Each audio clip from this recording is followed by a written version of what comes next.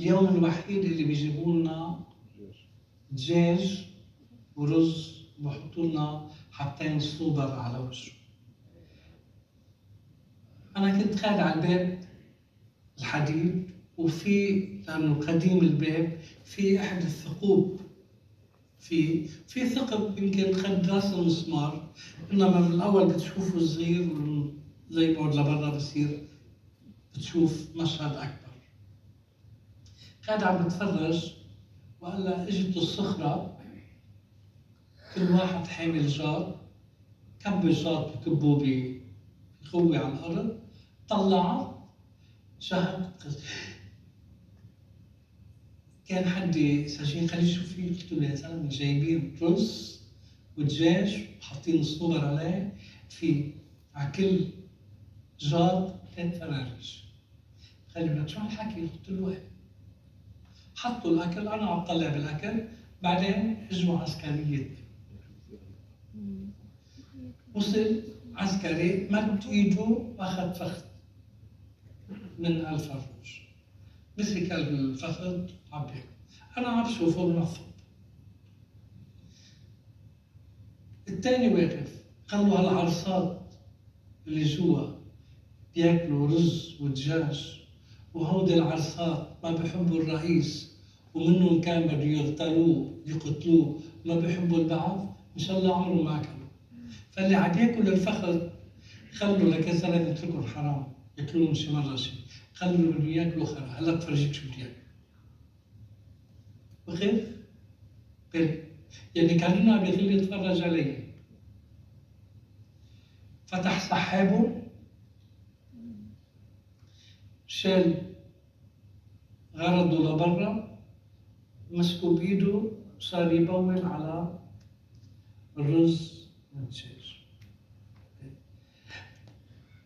انا شهقت، خفت اللي برا،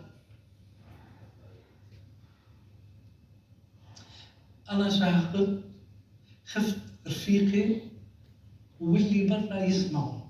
قال لي شو في؟ قلت له ماشي. بده يطلع هو، انا بعدني حاط عيني على هذا، بول على الجرتين.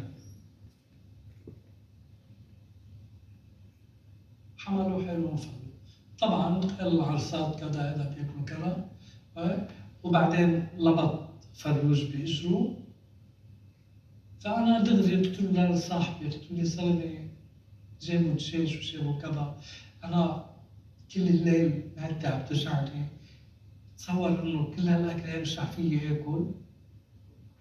قال لي ولا يهمك، انا باخذ حصتك وبعطيك عشيه حصتي بطاطا. بيجينا كل واحد كل 4 بيجي، كل 4 اشخاص بيجينا حبه بطاطا، قال لي بعطيك حصتك وحصتي. قلت له اتفق.